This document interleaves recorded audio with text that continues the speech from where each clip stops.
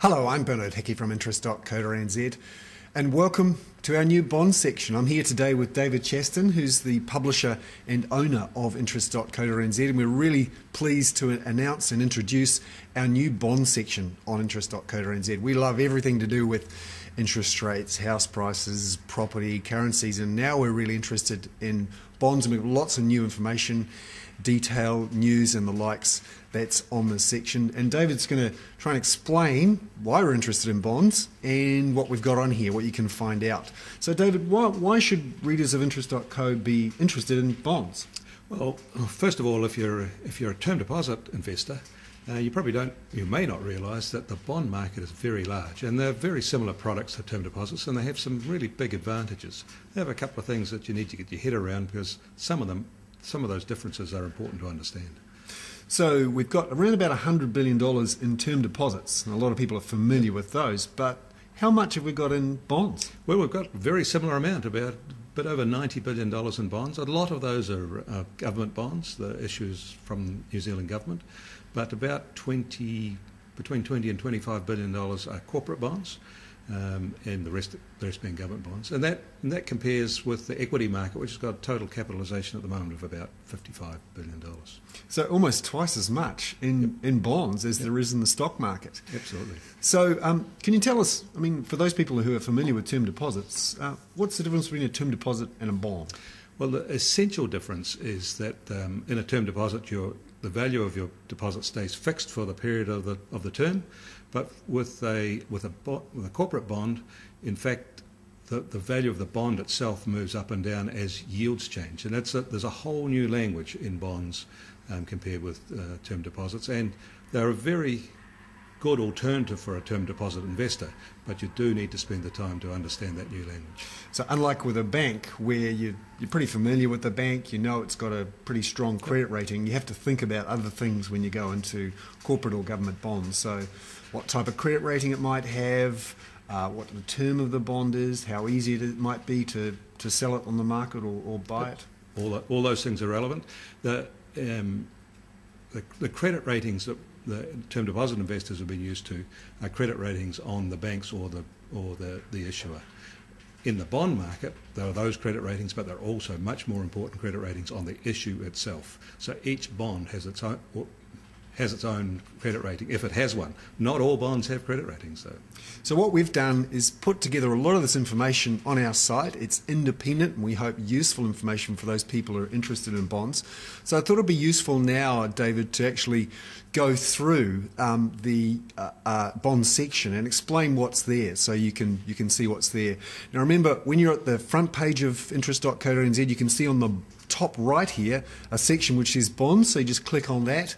And you can see first up news about bond issues and the companies and also what the government's doing. So to give you an idea, here at the moment, talk about what's happening with the economy and with the budget position, because obviously there's a lot of government bonds out here. And we also have information about companies who issue bonds. So there's Wellington Airport. Infratil has a bond issue. Infratil owns Wellington Airport. Goodman Fielder, for example, they have a bond. So you can get a sense of the sorts of stories, sorts of news, information around on bond issues. A whole piece there on covered bonds from ANZ. And what I thought we'd do first up is have a look at the various sections on the right here. You see on the right here you've got various different sections, and look at some indicative prices. Now, David, while we click through, where do we get this price information from? Because it's not easy to get. No, well, it's not easy to get, but prices are traded on the New Zealand debt market, the New Zealand Exchange, NZX.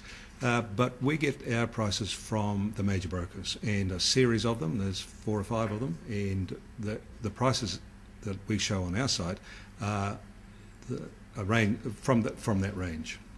And we put them together and we compile them into regularly updated prices on bonds, not just for government bonds, which you can see here, but also senior bonds issued by the likes of Air New Zealand, ANZ Bank, Auckland International Airport.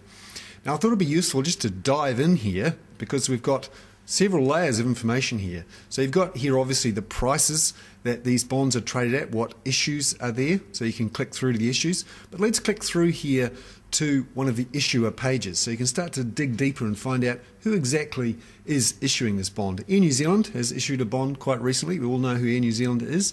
And they issued a bond to retail investors, so mums and dads. And you can see here, this is our page on the Air New Zealand as an issuer. And you can see here some news about what's happened here. So let's have a look at some detail here about Air New Zealand's bond issue. And quite a few comments on that, actually. You'd be surprised how many people are interested in bonds. And it's a story here from Gareth Vaughan, who often covers bond issues. He's our banking and finance editor.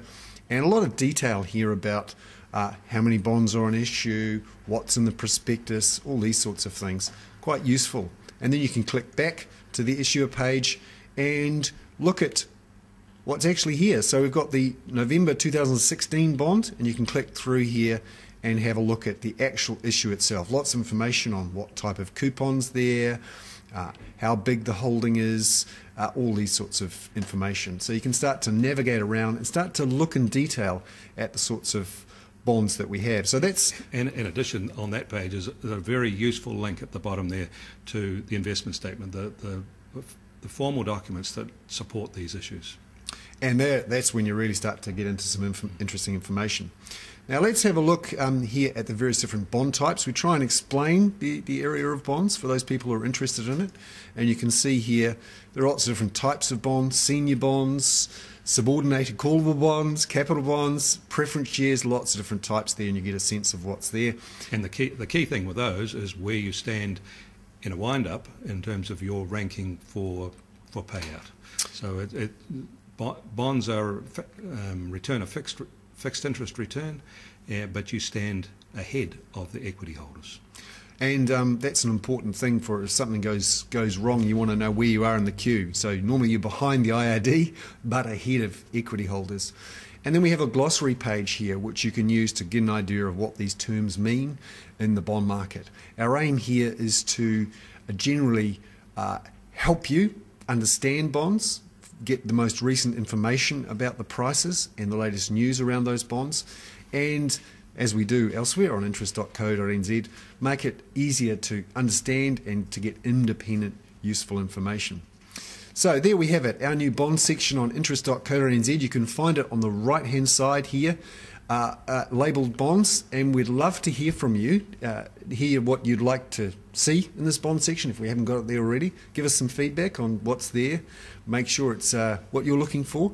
And David, we're also looking for a sponsor. We are indeed. Anyone out there who would like to step up for that, we'd be very keen to hear from you. There we have it. Another new section on interest.co.nz that we're really thrilled to present. I'm Bernard Hickey for interest.co.nz.